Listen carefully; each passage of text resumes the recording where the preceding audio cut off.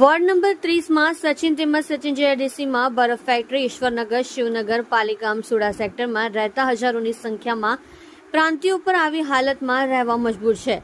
તંત્ર તરફથી કોઈ પણ પગલાં લેવામાં આવતા નથી. સુરત મહાનગરપાલિકા દ્વારા પૂરતી સુવિધાઓ નહીં હોવાના કારણે વોર્ડ નંબર 30 ગંદકીનું સામ્રાજ્ય બન્યો.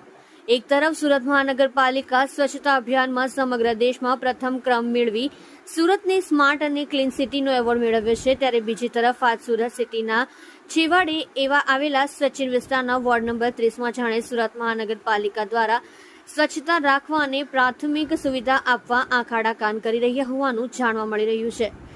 સુરત શહેરના છેવાડે આવેલા સચિનના વોર્ડ નંબર 30માં જ્યાં લાખોની સંખ્યામાં પર પ્રાંતિયો રહે છે, આ પરપ્રાંતિયોના કારણે સુરત રાજ્યની આર્થિક રાજધાની છે.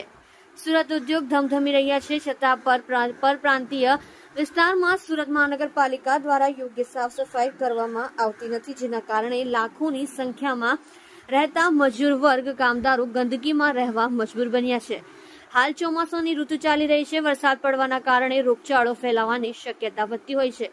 આવા સમયમાં જ મહાનગરપાલિકા દ્વારા આરોગ્ય વિભાગ દ્વારા પૂરતી સાફ સફાઈ ના કરવામાં આવે અને વોર્ડ નંબર 30ના અલગ અલગ વિસ્તારમાં બીમારી ફેલાય તો જવાબદાર કોણ? પાલીગામ, સ્લમ બોર્ડ, બરફ ફેક્ટરી અને ઉન વિસ્તારમાં ગંદકીનું સામ્રાજ્ય. મળતી માહિતી પ્રમાણે પાલીગામ, સ્લમ બોર્ડ, બરફ ફેક્ટરી અને ઉન વિસ્તારમાં ગંદકીનું સામ્રાજ્ય છેલ્લા ઘણા સમયથી જોવા મળી રહ્યો છે.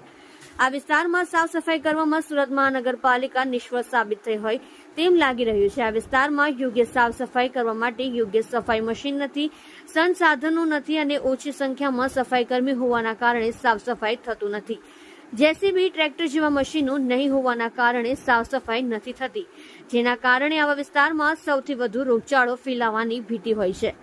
વોર્ડ નંબર 30ના કોર્પોરેટર ઉપર યોગ્ય ધ્યાન આપતા નથી.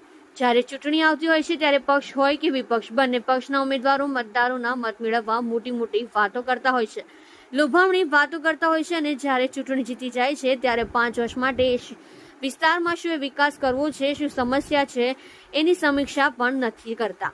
આ જ રીતે વોર્ડ નંબર 30ના 4 કોર્પોરેટર છે જેઓ તેમના વિસ્તારમાં સાફ સફાઈ જેવી પ્રાથમિક સુવિધા આપવામાં નિષ્ફળ સાબિત થયા હોય એમ લાગી રહ્યું છે. 84નો વિકાસ તો વોર્ડ નંબર 30નો ક્યારે થશે? એક તરફ 84 વિધાનસભાના ધારાસભ્ય સંદીપ દેસાઈ એમએલએ બનતા 84 વિસ્તારમાં વિકાસના કામોને બુલેટ ટ્રેનની ઝડપથી કરાવી રહ્યા છે. રોડ, રસ્તા, મીઠા પાણી સહિતના કાર્યો કરી રહ્યા છે. જ્યારે બીજી તરફ એમના વિધાનસભાના વોર્ડ નંબર 30માં જાણે વિકાસ નારાજ થયો હોય તેમ દેખાઈ રહ્યું છે.